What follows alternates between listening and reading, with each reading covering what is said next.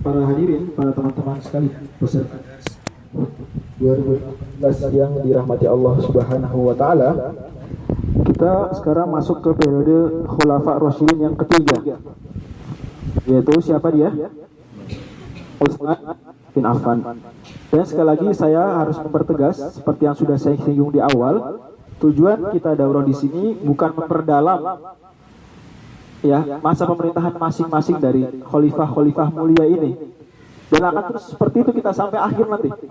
Bukan untuk memperdalam, bukan untuk menyelam ke dalam, tetapi untuk apa ya? Untuk mengambil general overview saja, supaya teman-teman mendapatkan gambaran umum tentang masa-masa emas tersebut. Adapun kalau teman-teman ingin mencari lebih jauh, maka teman-teman bisa kemudian melihat di buku atau buku yang lain. Bukunya saja kita pilih yang buku ringkas ya. Bukunya saja kita pilih buku yang judulnya saja Al-Mujaz ya. Ringkasan. Anda bayangkan ini buku sekecil ini dari sejarah apa Nabi Adam sampai zaman now ya. Semuanya singkat ya. Sementara di toko buku Anda bisa lihat ada buku judulnya Khilafah Umayyah, ada buku Umar bin Khattab. Jadi satu tebel. Itu silakan Anda rujuk ke sana. Silahkan, banyak rujukan-rujukan lainnya menarik, Anda kaji sendiri. Jadi saya ingin membuat Anda penasaran saja. Sama sekali maksudnya bukan untuk kemudian merinci. Jadi tidak ada saya yang mengatakan ini cepet-cepet banget sih, udah umat Utsman aja nih, nggak gitu. Kan memang awal silabusnya sudah jelas. Hari ini kita akan menghatamkan Khulafa Rasyidin besok mau tes. Tim silakan tim cek, tolong ditindak. Oke, masuk ke Utsman bin Affan. Jadi Umar bin Khattab di zamannya banyak kemajuan seperti tadi saya tambahkan seperti pembentukan penjara, seperti pembuatan rumah peradilan atau sekarang seperti mahkamah gitu ya, seperti pengadilan. Tadinya pengadilan tidak ada tempatnya. Di zaman Umar dibuatlah Darul Qadha. Ada rumah khusus itu buat pengadilan. Kemudian zaman Umar juga ada penyusunan kalender Hijriah. Setelah sebelumnya kaum muslimin tadinya bulannya bulan Hijriah, tahunnya tahun Romawi. Jadi sebelumnya orang-orang Arab termasuk di era awal Islam bulannya Hijriah, tapi tahunnya Romawi. Jadi bulan Ramadan tahun 637 Masehi gitu kan. Jadi kenapa? Karena nggak punya tahun. Karena orang Arab ini menyebut tahun dengan apa? Dengan peristiwa besar tahun tersebut. Itu tahun gajah misalnya. Jadi nggak nyebut tahun berapa tahun gajah, tahun 571, nggak gitu. Tahun gajah. Kayak gitu. Oke. Dan Umar banyaklah kemajuan, membuat kantor pos. Bahkan kantor pos ini berestafet. Karena kan Anda bayangkan ya, kalau kuda suruh ngirim surat dari Madinah ke Kufah. Tadi barusan saya kirim peta Kufah Basrah. Tolong teman-teman lihat biar kebayang. Kufah Basrah ini kota sangat penting dalam sejarah Islam. Sangat penting. Dan ada lagi Baghdad di situ ya. Dilihat posisinya. Kufah di utara, Baghdad tengah-tengah, Basrah di selatan, dekat laut, dekat teluk. Teluk apa tuh namanya tuh? Teluk Persia atau teluk Arab? Nama resmi dari PBB Teluk Persia, tapi ya kita nyebutnya Teluk Arab aja ya. Itu pernah ada jajak pendapatnya tuh kalah vote. Ya, akhirnya Teluk Persia. Tapi tetap orang Arab menyebutnya Arabian Gulf. Ya, Arabian Gulf. Oke. Basrah di situ. Nah, kalau ngirim surat dari Madinah ke Basrah, kudanya bisa mati di jalan. Ya, surat harus cepet nih. Kudanya suruh sprint terus, cepet. Mati di jalan tadi. Akhirnya dibikin apa? Pos. Jadi kayak di sini sekarang ngirim paket coba. Kan ada apanya? Pos, gudang, ada apa saja? Pos pengiriman. Kan gitu ya? Bener nggak sih coba di sini yang sering belanja online? Kan bisa melihat di salah satu ituan belanja online marketplace-nya kan ada tuh history pengiriman. Ada. Jam segini nyampe di sini, jam segini. Dahlan ngerti Dahlan? Dahlan dulu pernah kerja di situ. Ya. Ngerti dia? Oke. Kan gitu ya? Sama di zaman Umar. Jadi Umar sudah menerapkan itu semua. Masalah kebijakan ekonomi Umar hebat. Itu ada bukunya sendiri tentang kebijakan ekonomi Umar. Sekarang Utsman bin Affan relatif periode pemerintahannya ini lebih panjang dari semua khulafa Rasyidin. Karena Umar bin Khattab memerintah 10 tahun, Abu Bakar berapa tadi? 2 tahun kurang lebih. Utsman 12 tahun. Utsman 12 tahun, paling panjang. Dan Utsman enak karena di zamannya musuh-musuh sudah mulai kalah, sudah hilang lah. Utsman tugasnya hanya kemudian memadamkan pemberontakan, menuntaskan penaklukan atau pembebasan yang belum tuntas, seperti itu di beberapa wilayah kecil. Dan itu sesuai ya dengan tipikal Utsman yang memang pemalu, ciri khasnya pemurah. Ini masya Allah nih ya, ikhwan keren banget ini ya, masya Allah. Pemalu, di saat banyak ikhwan nggak tahu malu. Pemurah di saat banyak ikhwan pelit. Pemurah. Ini suami abel. Makanya Nabi aja nggak ragu mempercayakan kedua putri beliau kepada ikhwan yang seperti ini. Nabi punya 2 putri, dua-duanya dinikahkan kepada Nabi putrinya ada beberapa orang ya. Tapi 2 di antaranya dinikahkan kepada Utsman, tentu nggak sekaligus, ganti-gantian. Tapi itu bukti Nabi percaya sama ikhwan model seperti ini. Ya, masya Allah. Oke, lanjut lagi. Kemudian Utsman masuk Islamnya awal-awal banget. Dia termasuk orang yang masuk Islam dengan perantara Abu Bakar. Masuk Islamnya dengan perantara Abu Bakar. Jadi Abu Bakar tadi saya sudah bilang, baru masuk Islam langsung bergerak cepat berdakwah. Dan Abu Bakar ini pengusaha ya kelas kakap, jaringan bisnisnya kuat. Termasuk di antara jaringan bisnisnya di dalam milisnya dia, dalam grup lainnya Abu Bakar, itu Utsman, Abdurrahman bin Auf, Tolhah, banyak tuh, udah segrup. Jadi Abu Bakar tinggal kopas aja wahyu yang turun ke Nabi, langsung masuk Islam semua tuh segrup gitu ya. Kurang lebih gambarannya seperti itulah. Langsung tuh BC taruh aja di grup itu. Utsman, Abu Bakar saya masuk Islam. Datang Abdurrahman bin Auf masuk Islam, itu rombongan kalangan ex-mut semua tuh, kalangan jet set ya. Jadi orang-orang kaya semua masuk Islam. Melalui perantara siapa? Abu Bakar As-Siddiq. Jadi Utsman masuk Islamnya tidak langsung dari Nabi, tapi melalui tangannya Abu Bakar As-Siddiq. Bahkan 6 dari 10 sahabat yang masuk Islam, yang dijamin masuk surga. 6 dari 10 sahabat yang dijamin masuk surga, 6-nya masuk Islamnya melalui tangannya Abu Bakar. Karenanya benar sekali, seandainya iman umat semuanya ditimbang di satu anak atau neraca, satu anak neraca, satu sisi neraca, sementara iman Abu Bakar ditaruh di neraca yang anak yang satu lagi, sisi yang satu lagi, ini saya akan terjadi keseimbangan, equilibriumnya akan tercapai keseimbangan. Kenapa? Dahsyatnya jasa besar Abu Bakar dan keimanannya yang Islam tanpa mikir. Lanjut. Jadi Utsman bin Affan demikian masuk Islamnya. Kemudian Utsman bin Affan ini terkenal menjadi salah satu donatur tetapnya dakwah Nabi. Anda tidak perlu ragu lagi jasa-jasa beliau terhadap Islam. Ini bisa dibaca sendiri, membeli sumur ini, membiayai pasukan ini, ngeri. Sumur rumah dibeli, pasukan tabur dibiayai, dan banyak. Pemerintahannya ini dijabat oleh Utsman saat Utsman sudah cukup tua, 70 tahun. Usianya sudah 70 tahun. Nah, Utsman bin Affan dia menyempurnakan pembebasan Iskandaria, Alexandria. Karena Alexandria memberontak setelah sempat dikuasai zaman Umar. Alexandria memberontak. Lantas Utsman kemudian memadamkan pemberontakannya. Utsman juga mengirim pasukan ke Azerbaijan. Sehingga kemudian terkenal sekali kisah penaklukan atau pembebasan Azerbaijan yang berujung pada pembukuan mushaf. Berujung pada apa? Pembukuan mushaf. Apa hubungannya pembebasan Azerbaijan sama pembukuan mushaf? Apa hubungannya? Kok nyambung-nyambung pembebasan Azerbaijan yang ibu kotanya Baku ya sekarang? Kok nyambung-nyambung ke pembukuan mushaf sih? Gimana tuh ceritanya? Hah? Kenapa? Gimana? Nah, jadi saat penaklukan pembebasan Azerbaijan tersebut, kan orang-orang Islam di sana ngaji ya nggak? Jadi saat jihad tuh nggak stop ngaji, libur dulu ngajinya, enggak. Justru ngajinya makin kenceng, qiyamul lailnya makin lama. Karena demikianlah Allah mengatakan, inna sanulqi alaika qaulan tsaqila. Wahai Nabi, sekarang benar-benar tes. Coba cek.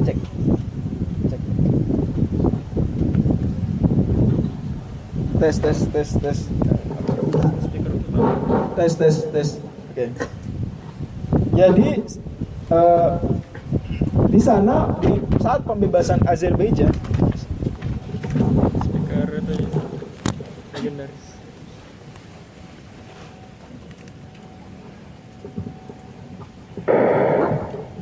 Tes. Jadi saat pembebasan Azerbaijan, di sana pasukan-pasukannya ngaji. Kemudian pasukan-pasukannya kan nggak semuanya sahabat. Ada yang pasukannya tuh tabi'in. Banyak kan tabi'in. Karena sahabat begitu Nabi meninggal, itu langsung bertebaran di muka bumi. Dari 100.000 sahabat, ya, yang di Madinah tuh cuma beberapa belas ribu saja. Makanya makam Baqi kan gak gede-gede banget ya. Sahabatnya gak banyak di Madinah. Kemana semuanya?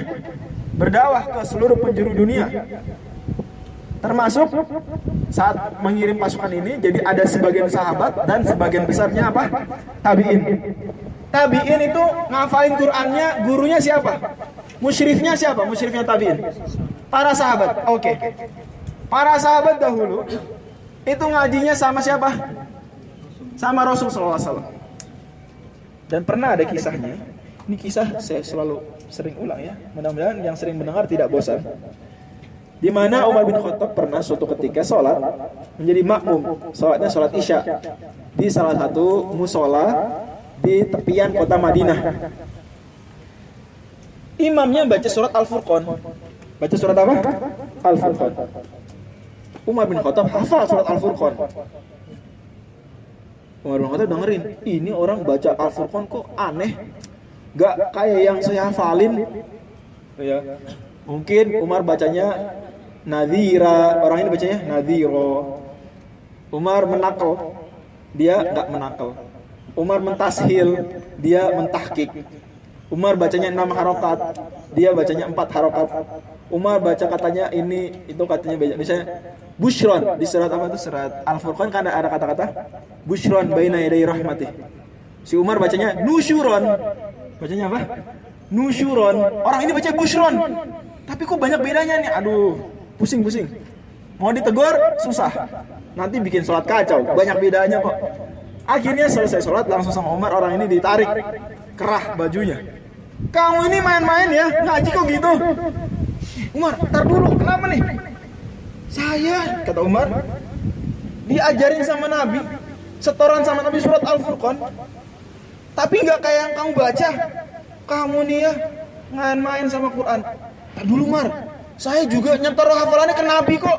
Nabi yang mentasbih bacaan saya. Loh kok gitu ya? Iya sih, gue bingung Umar. Udah deh, kita ke Nabi aja deh. Akhirnya datang ke Nabi, ke pusat kota Madinah, kemudian menceritakan. Kata Nabi, ya wes, Mar baca Mar. Oh mau Mar baca. Jadi Umar baca langsung ya, nggak minta waktu bentar, murojaah Nabi. Murojaah dulu. Enggak, langsung dibaca surat Al-Furqan. Kata Nabi selesai baca surat Al-Furqan tuh, hakadha unzilat. Beginilah Al-Quran diturunkan. Maka Umar merasa di atas angin kan. Tuh lihat, gue yang dibenerin. Si sahabatnya ini Hisham bin Hakim merasa terpojok. Jangan-jangan saya yang salah nih. Kata Nabi, Hisham, baca sekarang. Hisham baca, kayak yang dibaca tadi pas sholat. Kata Nabi, hakadha unzilat. Beginilah Al-Quran diturunkan. Yang kaget sekarang Umar. Kok gitu sih? Kemudian Nabi bilang apa? Inna al-Qur'ana unzila ala sab'ati ahruf faqra'u ma tayassara lakum minha. Sungguh Al-Qur'an diturunkan dengan 7 ahruf, maka bacalah variasi yang mudah bagi kalian. Hadis riwayat Bukhari dan Muslim. Pelajaran dari kisah ini adalah bahwasanya memang dalam Al-Qur'an ini ada namanya qiraat-qiraat.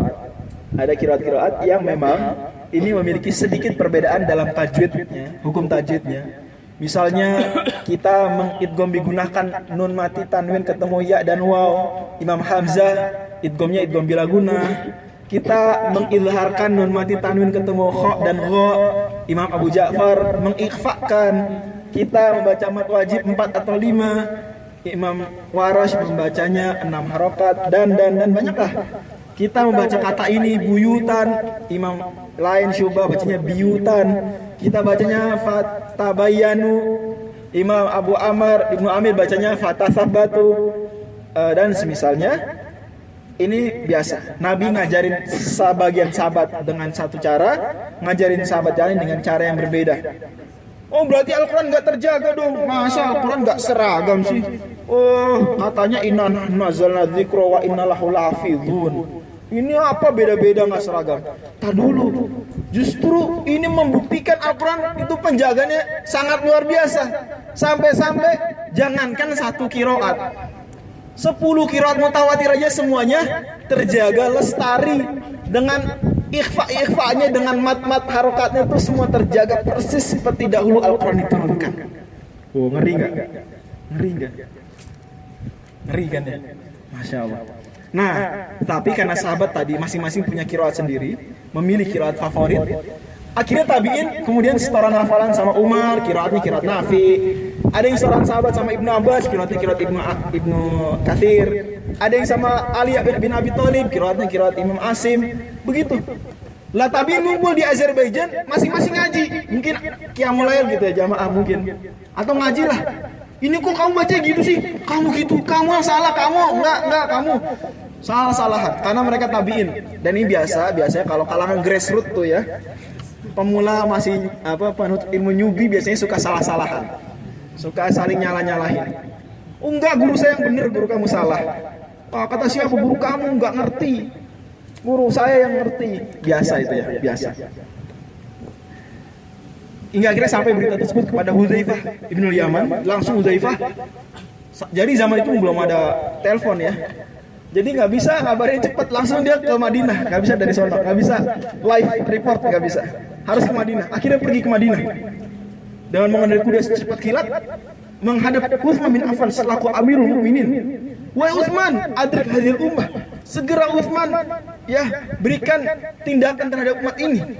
Susul mereka, selamatkan umat ini sebelum mereka berselisih dalam kitab suci mereka, seperti berselisihnya umat-umat sebelum mereka.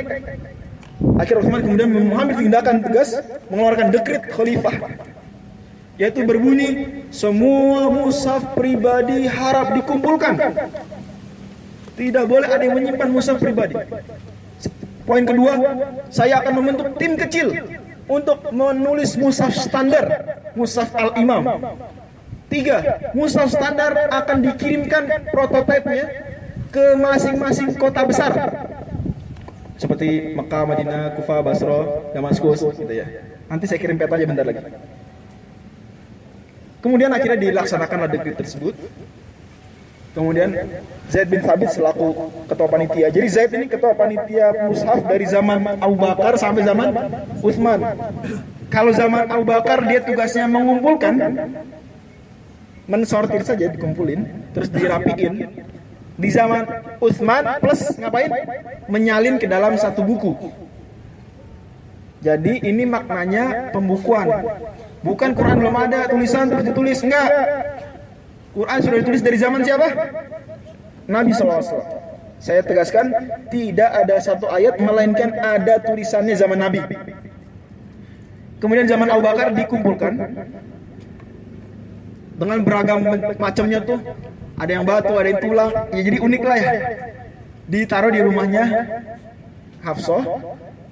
Kemudian siapa namanya? Utsman, zaman Utsman, prosesnya namanya apa? Pembukuan. Yani tulisan-tulisan tadi tuh semuanya, yang batu, yang kayu, yang kertas jelek, yang kulit, semua dipindahkan ke dalam kertas. Ditulis dengan rosem, namanya rosem apa? Utsmani. Dijadikan mushaf standar, mushaf al-imam, kemudian disalin ke dalam beberapa mushaf. Dan nanti mushaf-mushaf salinan ini dikirim ke kota-kota besar wilayah Islam. Sebentar saya kirimin ya. Ini Utsman bin Affan. Yang kemudian mushaf ini dikirim semuanya dengan satu qiraat. Jadi mushaf yang dikirim per wilayah ini dengan satu qiraat saja. Sehingga terkenalah sampai sekarang ada qiraat orang Mekah, qiraat orang Madinah, qiraat Kufa, itu semua karena Utsman ingin supaya sejarah di perang Azerbaijan tadi tidak berulang. Jadi kalian ini kompakin ya, orang Kufa bacanya begini, orang Madinah begini, orang Mekah begini. Jadi jangan ribut. Nanti kalau ketemu orang dari wilayah lain, udah saling tahu aja. Ini qiraatnya dari kota lain berbeda, jangan saling salah-salahan. Kemudian mushaf pribadi semua sahabat dikumpulin dan dibakar berdasarkan ijma, sahabat sepakat. Dan di antara yang ikut menyaksikan proses pembakaran adalah Amirul Mukminin Ali bin Abi Thalib radhiyallahu anhu, termasuk orang yang menyetujui. Jadi jangan sampai ada dugaan ini Utsman ini membakar mushaf resmi, kemudian bikin mushaf pribadi, mushaf rekayasa yang ada distorsinya. Anda jangan berpikiran seperti itu. Ya, semua sahabat sepakat dibakar demikian supaya apa? Supaya mushafnya semuanya seragam. Karena mushaf pribadi para sahabat ada yang nggak lengkap. Karena kan mushaf pribadi seperti catatan kalian nih, apa semuanya lengkap seperti yang saya omongin? Kan enggak, ada yang nggak lengkap. Ada sebagian sahabat, udahlah saya hafal aja yang penting, capek nulis. Ada sibuk nggak sempat nulis. Ada Khalid bin Walid misalnya, itu nggak sempat dia nulis, nggak sempat nulis. Ada yang lengkap seperti Ali bin Abi Thalib lengkap. Malah Ali bin Abi Thalib mushaf pribadinya disusun berdasarkan apa? Urutan turun. Dia saking banyak waktu luang ya, disortir lagi berdasarkan urutan turun. Yang lengkap lagi itu Abdullah bin Mas'ud lengkap. Oh banyak, Zaid bin Thabit lengkap. Tapi semuanya tetap diapakan?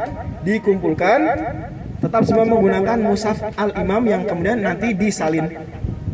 Saya udah kirim ya di grup, lihat. Dan mushaf-mushaf kiriman tersebut tidak dikirim dengan mushafnya saja, bisu, tetapi beserta qori'nya, beserta instrukturnya. Yang instruktur tersebut sudah diwanti-wanti oleh Utsman, kamu tidak boleh mengajari orang kota ini kecuali satu model qiraat saja. Awas ya, bikin orang bingung ya, awas. Kamu bacanya pokoknya nih, kalau mim jamaah nih di silah. Ngomong gitu ke orang Mekah. Kamu ini ya matnya bacanya 6 harokat. Kamu ini ya mat jais, mat wajib sama mat jaisnya 2 harokat, mat jais 4. Dan seperti itulah kurang lebih. Sesuai dengan yang diajarkan Nabi Shallallahu Alaihi Wasallam. Mushaf yang ditulis juga sudah tersistem seperti itu. Oke, itu tentang mushaf. Dan itu salah satu peninggalan terpenting zaman Utsman sampai sekarang demikian. Kemudian Utsman bin Affan juga punya peristiwa besar di zamannya, yaitu perang namanya Dzatus Sawari. Namanya apa? Dzatus Sawari.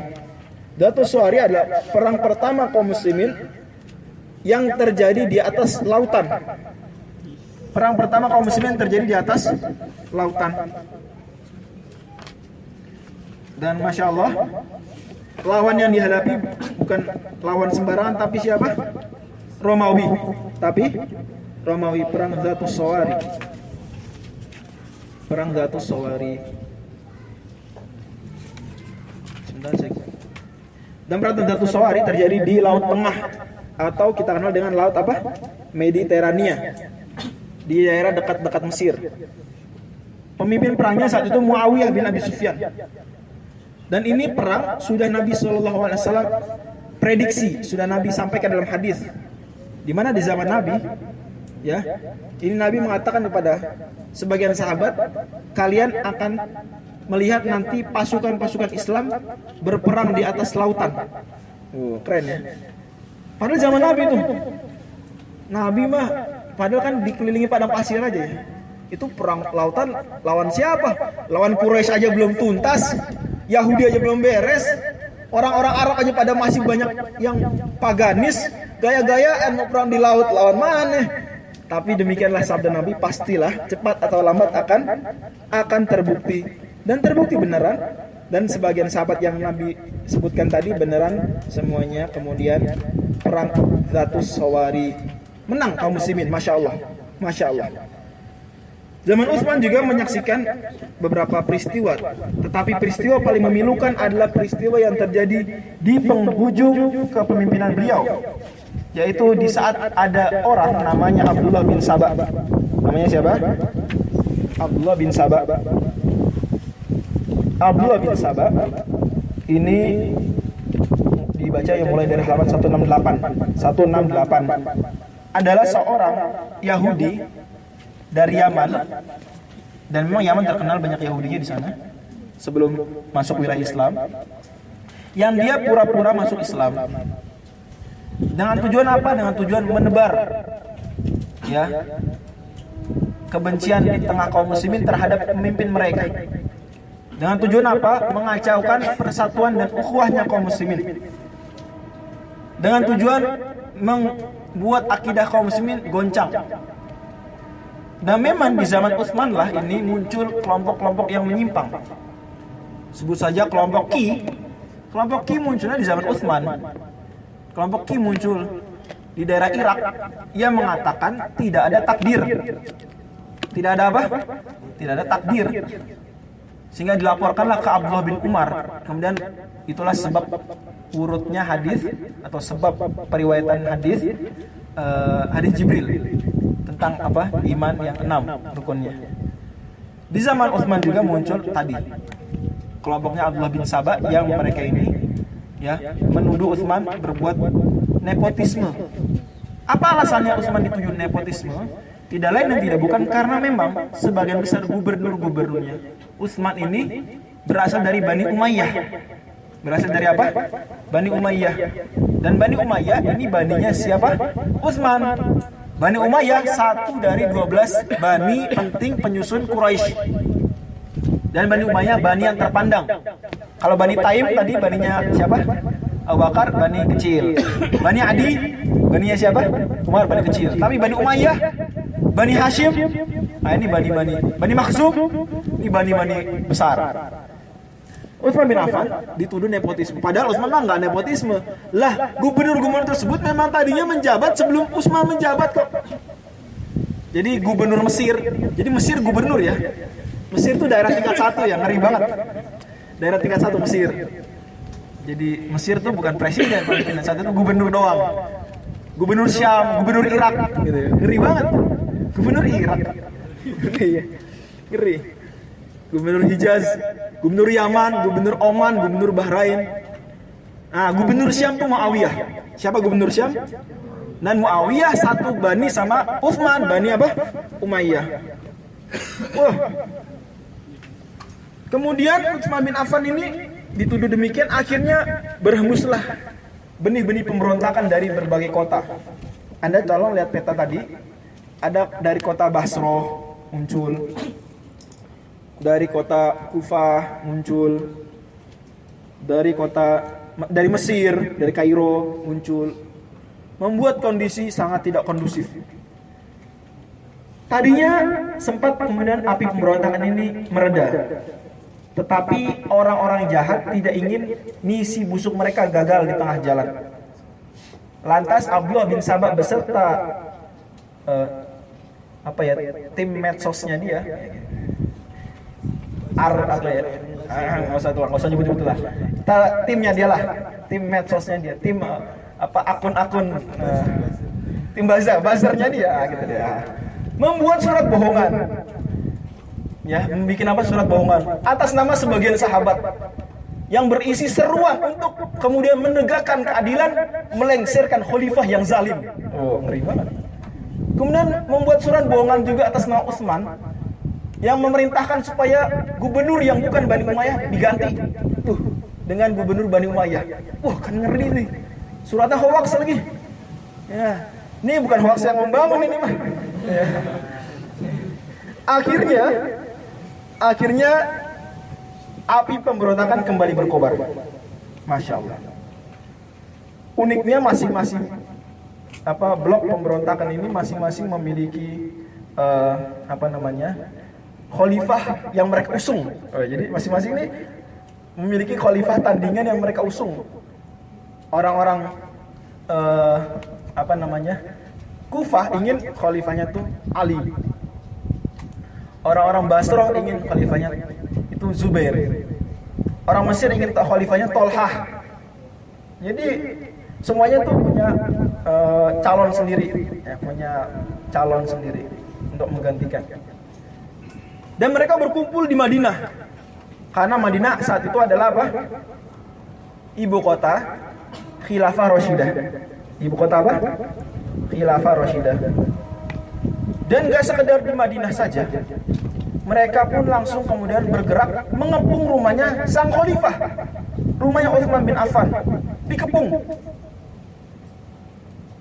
Maka sahabat kemudian semuanya marah yang di Madinah. Ini apa-apaan Madinah dikuasai musuh seperti ini. Udah gitu, sang khalifah tidak diizinkan sholat di Masjid Nabawi. Sang khalifah tidak diperkenankan sholat minum dari air yang ada di sumur rumah yang merupakan sumur yang Utsman beli. Ya. Utsman beli untuk kaum muslimin diwakafkan. Kayak gitu. Sebentar saya ulang tadi. Jadi orang Mesir, mohon maaf, inginnya yang jadi khalifah nanti Ali. Ini tadi keliru ya, ketukar. Orang Kufah ingin jadi khalifah tadi apa? Zubair. Orang Basra baru Tolhah, kebalik semua.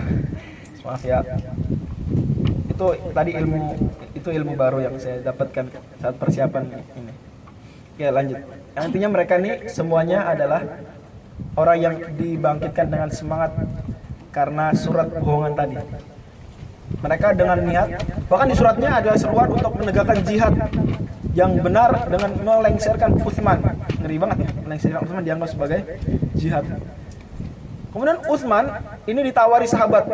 Utsman, kamu dikepung, Madinah dikuasai pemberontak. Bahkan imam sholat Masjid Nabawi itu imam-imam pilihannya pemberontak. Ngeri banget ya, Anda bisa bayangkan tuh. Situasi mencekam di seantero kota Nabi. Dan itu terjadi di penghujung masanya Utsman bin Affan. Tepatnya pada tahun ya 34 Hijriyah.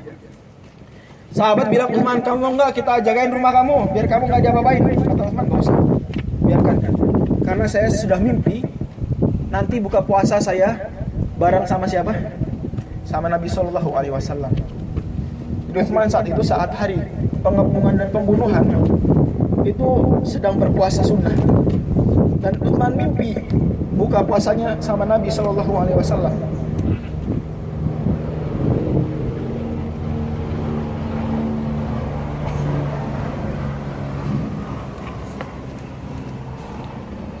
Kemudian orang-orang pemberontak tersebut mulai meloncati dinding rumahnya Utsman.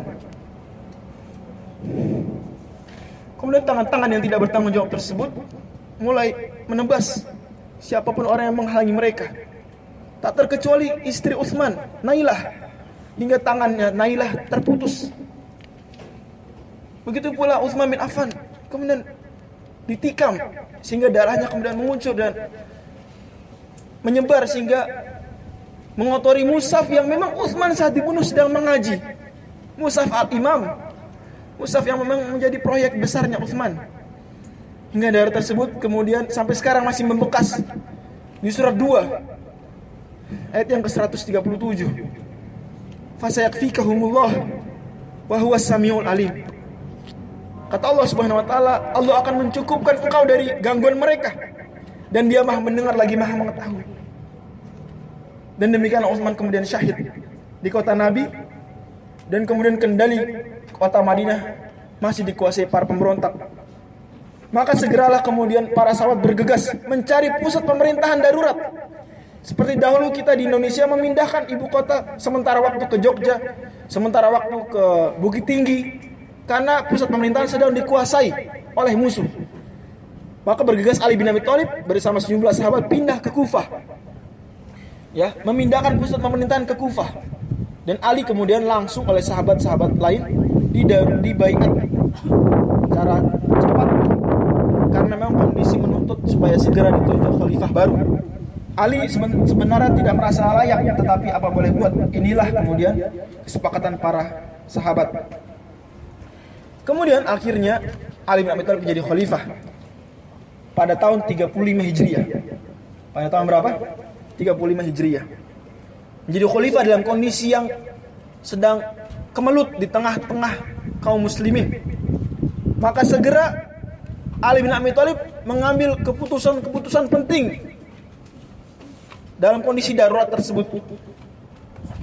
Yang pertama keputusannya, lihat di halaman 173, adalah segera mengganti seluruh gubernur yang diangkat oleh Utsman, dan dia adalah Bani Umayyah. Karena sebab kacaunya negara gara-gara apa? Tuduhan nepotisme. Maka Ali segera kemudian mengganti, daripada panjang tuduhannya, ganti saja supaya segera aman. Jadi pemberontak ini mendapatkan setidaknya apa yang mereka inginkan lah, supaya kemudian pemberontakan ini mereda. Bisa difahami ya kebijakan Ali ya. Bukan karena Ali berada di belakang pemberontakan, tidak. Para sahabat semuanya justru membela Utsman. Termasuk beberapa sahabat yang memang sempat tidak menyetujui Utsman. Mereka semua tidak ada yang kemudian berkeinginan Utsman ini dilengsarkan, apalagi dibunuh. Mengkritisi kebijakan dengan cara yang bijak ini biasa. Para sahabat pun demikian, menasihati Umar, menasihati Utsman, biasa. Pro kontra kebijakan biasa. Tapi melengsarkan urusan lain. Membunuh apalagi. Sahabat sama sekali mereka bukan orang-orang yang haus darah, apalagi haus darah saudaranya sendiri. Apalagi haus darah salah seorang yang pernah menjadi menantunya Nabi. Salah satu sahabat yang pernah berjasa besar kepada para sahabat. Poin kedua, kemudian Ali bin Abi Thalib langsung membuat kebijakan kedua, mengembalikan semua tanah-tanah dan hibah-hibah yang dihibahkan oleh Utsman. Yang di situ termasuk tuntutan pemberontak adalah ini hibahnya hibah yang tidak adil, maka dikembalikan hibahnya. Tapi sayang, ternyata ijtihadnya Ali bin Abi Thalib radhiyallahu anhu, Amirul Mukminin radhiyallahu anhu, ini lagi-lagi biasa pro kontra ya, dipandang negatif oleh blok sana, yaitu oleh kelompoknya yang ada di Syam. Siapa gubernur Syam tadi? Muawiyah bin Abi Sufyan. Mereka salah paham, lagi-lagi salah paham saja. Ini semua ijtihad. Mereka menganggap justru ini kebijakan yang keliru. Kebijakan 100 hari pertamanya Ali ini malah keliru. Malah kemudian menimbulkan dampak negatif bagi wilayah Syam. Akhirnya, di saat wilayah-wilayah lain sudah membayat Ali bin Abi Thalib, wilayah Syam menunda baiat mereka. Baiat adalah sebuah prosesi janji atau sumpah setia terhadap khalifah, terhadap pemimpin. Baiat. Seperti tadi kita kisahkan, kaum muslimin membaiat Abu Bakar, membaiat Umar, membaiat Utsman. Nah, saat membaiat Ali, ternyata ada wilayah yang belum membaiat Ali bin Abi Thalib. Dialah wilayah apa? Syam, yang saat itu di bawah gubernurnya namanya Muawiyah bin Abi Sufyan radhiyallahu anhu.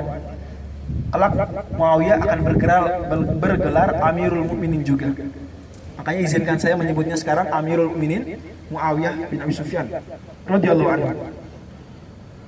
Terlebih Ali bin Abi Thalib ini menunda proses pengusutan Utsman Gate. Utsman Gate nih. Apa Utsman Gate nih? Pembunuhan Utsman. Jadi kayak pembunuhan Munir gitu ya. Ini kan tertunda prosesnya kan. Atau kasus-kasus banyak lah dulu Priok atau misalnya kan tertunda ya pengusutannya. Atau yang terbaru nih yang sudah hampir 300 hari ini, ya penganiayaan terhadap salah satu pejuang anti korupsi. Ini kan ditunda, kan menimbulkan situasi yang tidak nyaman, ya nggak sih? Nah, orang-orang Syiah menganggap ini, kenapa Khalifah Ali bin Abi Thalib tidak segera menindak, malah menunda-nunda proses ya pengusutan terhadap siapa pembunuh Utsman. Padahal Ali bin Abi Thalib punya pertimbangan lain, bisa kita baca di sini. Pertimbangan pertama, kondisinya masih apa? Mencekam. Kendali pemerintahan ini ya di bawah bayang-bayang para pemberontak. Anda bisa bayangkan ya, kalau Ali bin Abi Thalib ini memimpin di saat dunia baru saja ada terjadi kudeta, pemberontakan yang ngeri. Dan pemberontakan nggak cuma dari satu pihak, tapi dari berbagai kota besar, dari Kairo, dari Basra, dari Kufah sendiri. Itu satu. Sehingga kalau langsung diusut, nanti yang melawan Ali apa? Banyak. Akhirnya terjadi perang saudara. Maka Ali berpikir istihadnya, daripada kemudian mengkisos segelintir orang, efeknya adalah terbunuhnya ribuan orang, mendingan saya tidak mengkisos dulu. Bisa difahami jalan pikirnya ya, jalan berpikir. Yang kedua adalah sebabnya karena pembunuhnya ini misterius. Saat itu kan nggak ada CCTV, nggak bisa didetek itu siapa yang menikam, siapa saja orangnya. Dikenal hanya namanya pemberontak saja. Walaupun ada beberapa riwayat menyebutkan beberapa diantaranya, tetapi tetap tidak jelas siapa aktor utamanya. Siapa saja yang berperan. Padahal mengkisos, diantara syaratnya harus apa? Harus ada bukti-bukti yang kuat. Bahwasanya memang orang ini pembunuh, sehingga kemudian harus ya atau layak dihukumi kisos. Bisa difahami nih? Jangan berpikirnya Ali bin Abi Thalib. Nanti jangan-jangan salah bunuh. Jangan-jangan pembunuhnya malah nggak dibunuh, nggak dikisos. Wah, maka Ali menunda. Sekali lagi Ali bin Abi Thalib hanya apa? Menunda, bukannya istilahnya mempetieskan kasus, bukan, tetapi menunda saja. Bisa dipahami ya? Tapi demikianlah kemudian setan, ketika setan sudah putus asa tidak bisa lagi menghasut orang-orang untuk berbuat kemusyrikan, maka kata Nabi langkah keduanya setan apa? Walakin fitahrishi bainahum. Setan punya langkah berikutnya yaitu mengadu domba antara sama mereka, membuat masing-masing orang soleh ini memiliki suuzon terhadap saudaranya, membuat masing-masing orang soleh ini kemudian berbeda ijtihadnya dan masing-masing saling melampaui batas dalam mengingkari ijtihad pihak sebelahnya.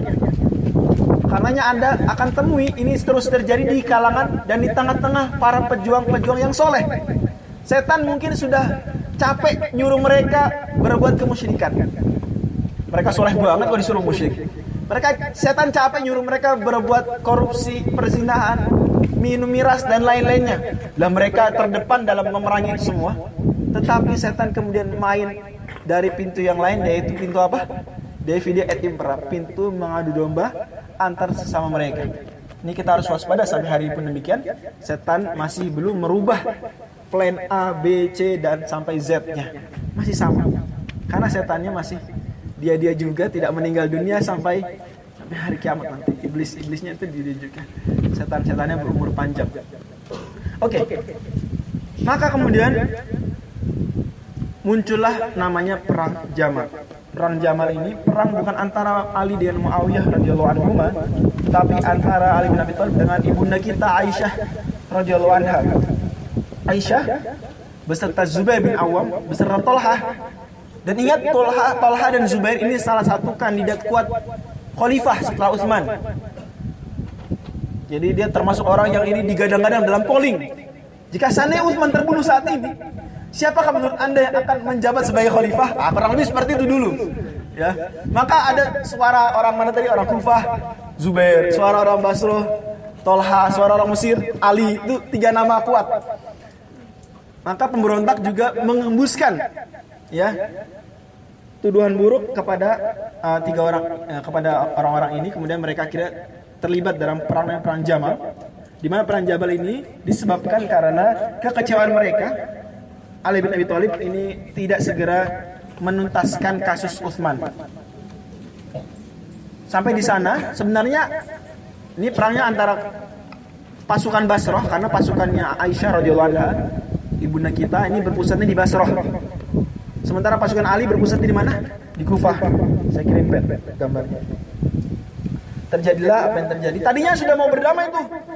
Ali bin Abi Thalib radhiyallahu anhu, Amirul Mukminin radhiyallahu anhu karama wajah, sudah berdamai dengan ibunda kita Ummul Mukminin Aisyah radhiyallahu anha wa ardhaha As-Siddiqah binti Siddiq. Tetapi tiba-tiba ada oknum pasukan dari salah satu pihak yang menembakkan panah ke pihak musuh. Sehingga pihak sebelah merasa ini pengkhianatan, kemudian langsung melempar panah lagi. Sehingga lempar panah, berkecamuklah perang, namanya perang apa? Perang Jamal. Disebut perang Jamal karena terjadi di sekeliling untanya ibunda kita. Dan unta bahasa Arabnya apa? Jamal ya, bahasa Inggrisnya camel. Jamal. Ini terjadi antara Kufah dan Basrah. Saya kirimkan petanya. Dan berakhir tentu saja dengan kemenangan Ali bin Abi Thalib radhiyallahu anhu. Tapi Ali bin Abi Thalib yang menasihatkan, tolong jaga ibunda kita, jangan kalian apa-apakan, lindungi dia, pulangkan dia baik-baik ke Madinah. Akhirnya dipulangkan baik-baik dengan perlindungan yang mantap. Ini bukti bahwasanya yang terjadi bukanlah kebencian, yang terjadi hanyalah apa? Salah faham saja. Ulah sebagian pihak, bukan ulah sahabat, ulah sebagian pihak yang mengacaukan dan memperkeruh suasana.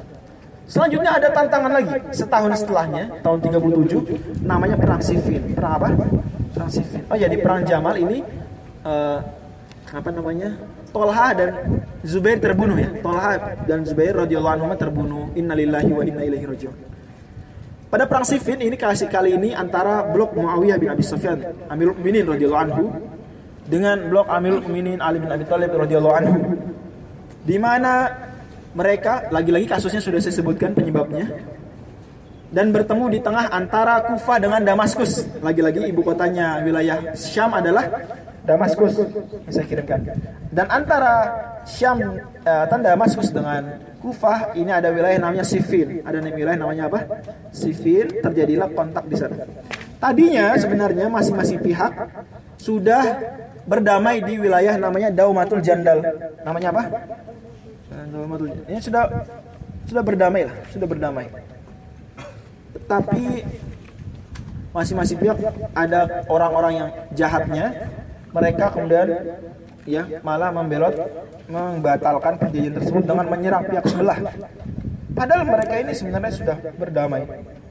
Akhirnya pecahlah perang antara masing-masing pihak. Ya, ini dan hampir dimenangkan Ali bin Abi Thalib.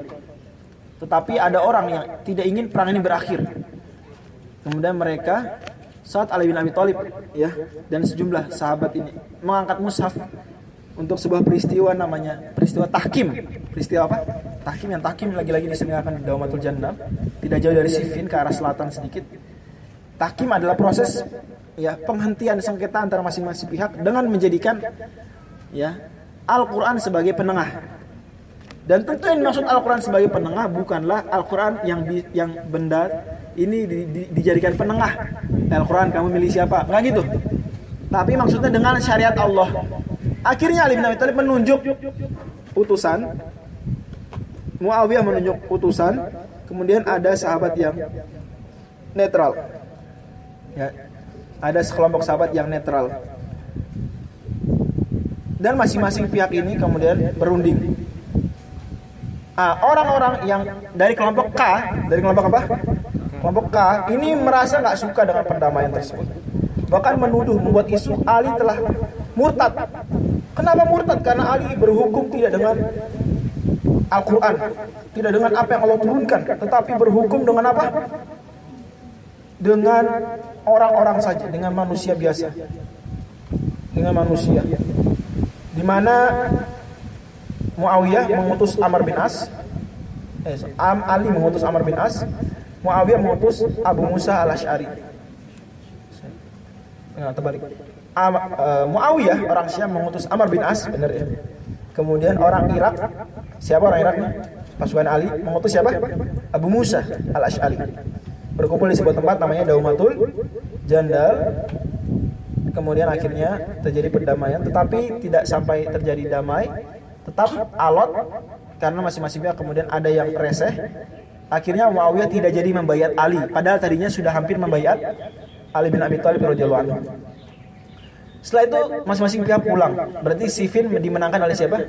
Ali bin Abi Thalib radhiyallahu anhu.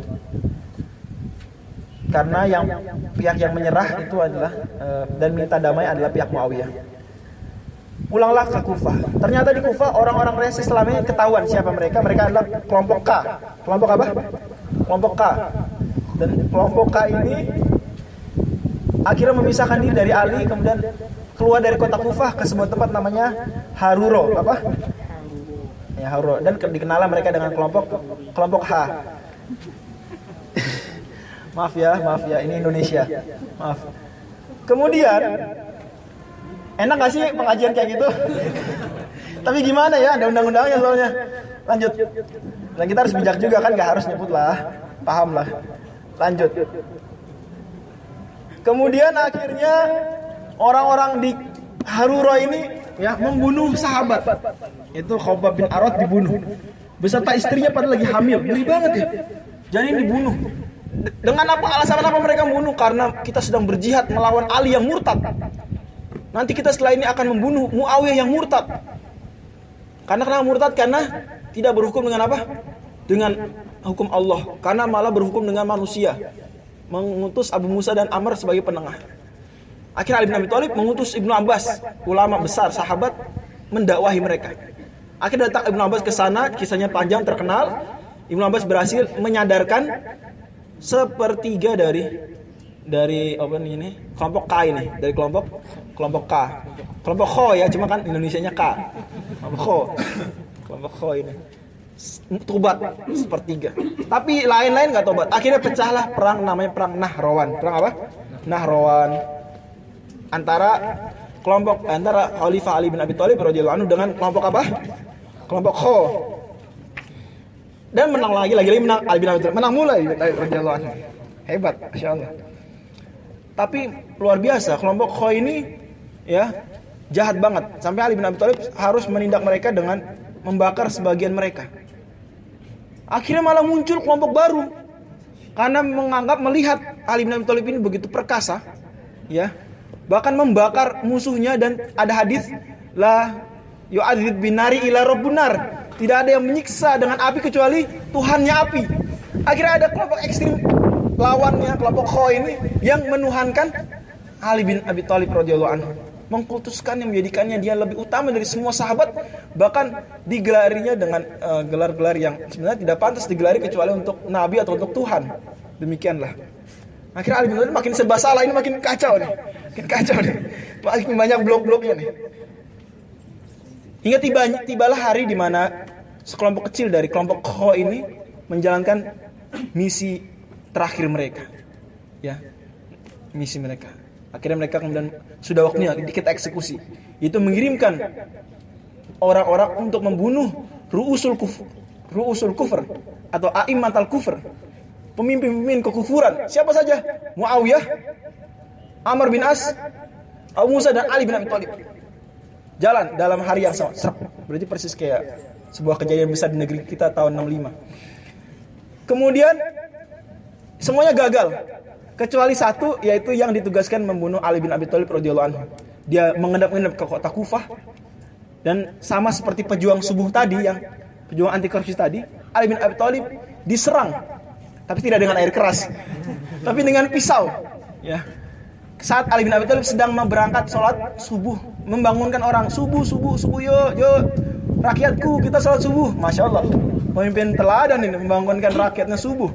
Luar biasa. Tapi sayang, orang ini kemudian dengan mengucapkan kalimat-kalimat yang seharusnya tidak diucapkan, kalimat thayyibah tersebut kecuali untuk tujuan-tujuan yang syar'i. Tapi karena syubhat yang begitu kental di kepala orang-orang Kho ini, Ali bin Abi Thalib dibunuh. Kemudian langsunglah geger seantero khilafah Rashidah. Terpaksa saat itu kemudian dibaiat pemimpin darurat lagi. Siapa dia? Putranya Ali bin Abi Thalib, Al-Hasan bin Ali, dibaiat. Tetapi Al-Hasan bin Ali tentu saja lebih lemah dari ayahnya dari sisi elektabilitas. Sehingga pengaruh politiknya tidak sekuat ayahnya. Ayahnya saja tidak semua orang kaum muslimin membaiat beliau, apalagi Al-Hasan bin Ali. Sehingga Al-Hasan bin Ali tugasnya hanya kemudian menenangkan situasi yang sedang tidak kondusif, menindak orang-orang yang perlu ditindak, yang kemudian hanya 6 bulan berlalu, langsung setelah itu Al-Hasan menghubungi Muawiyah, kemudian mengumumkan bahwasanya saya menjabat hanya khalifah sementara, PLT kurang lebih zaman sekarang istilahnya. Adapun kendali kaum muslimin akan saya serahkan kepada orang yang saya rasa lebih berhak. Siapa dia? Yaitu Muawiyah, gubernur Syam. Maka kemudian bertemulah kedua pihak ini, berdamai, dan tahun tersebut tahun 41 Hijriah, tahun yang setelah panjang bertahun-tahun konflik yang merumitkan, salah paham ijtihad, adanya suuzon antara orang-orang yang tidak bertanggung jawab, adanya pengadu domba di tengah-tengah kaum muslimin, serigala berbulu domba. Maka akhirnya tahun yang indah yang kita nantikan ini terjadi. Dialah dikenal dengan apa? Amul Jamaah. Dan dengan proses penyerahan jabatan Khalifah Amirul Mukminin dari Al-Hasan bin Ali kepada Muawiyah bin Abu Sufyan, yang hal tersebut kemudian langsung disambut dengan baiat serentak seluruh penjuru kaum muslimin. Maka berakhirlah khilafah Rashidah dan dimulailah dinasti baru, dialah dinasti khilafah Umayyah. Dan kan kita bahas di pertemuan besok hari. Selesai pembahasan kita pada hari ini. Demikian, dan inilah profesi yang Nabi sampaikan, lagi-lagi semua yang terjadi di zaman khalifah itu semuanya sudah ada apanya biasanya? Sudah ada hadisnya. Nabi pernah bilang kepada para sahabat ketika Al Hasan ini iseng-iseng main saat Nabi ceramah, biarkan putraku ini. Fa innallaha yuslihu bihi ta'ifataini 'azimataini minal muslimin. Karena Allah kelak akan mendamaikan dengan cucuku ini dua kelompok besar dari kaum muslimin. Dan ternyata terbukti hadis riwayat Bukhari ini ternyata Al Hasan bin Ali mendamaikan antara kaum muslimin semuanya. Wallahu a'lam. Demikian bahasan kita. Jika ada pertanyaan bisa ditanyakan di grup. Hari ini sudah pukul 11.25, mohon maaf lewat sedikit 5 menit. Saya minta maaf sebesar-besarnya. Saya serahkan kendali acara kepada moderator, kemudian langsung Bang Der membagikan soal kuis. Akhwat sudah dibagikan, Bang? Belum. Tolong bukunya ditutup, tidak ada yang buka buku. Al-Quran yang ditutup, dirapikan lagi semuanya, dirapikan. Yang ada hanyalah alat tulis saja. Soalnya sudah ada di panitia, tinggal isi di kertasnya, tidak perlu mengeluarkan kertas selembar. Nanti langsung dikumpulkan saat ini juga, paling lambat pukul 11.39. 11 berapa? 39 lah. Ya 11.40 maksudnya. Wallahu a'lam bishawab.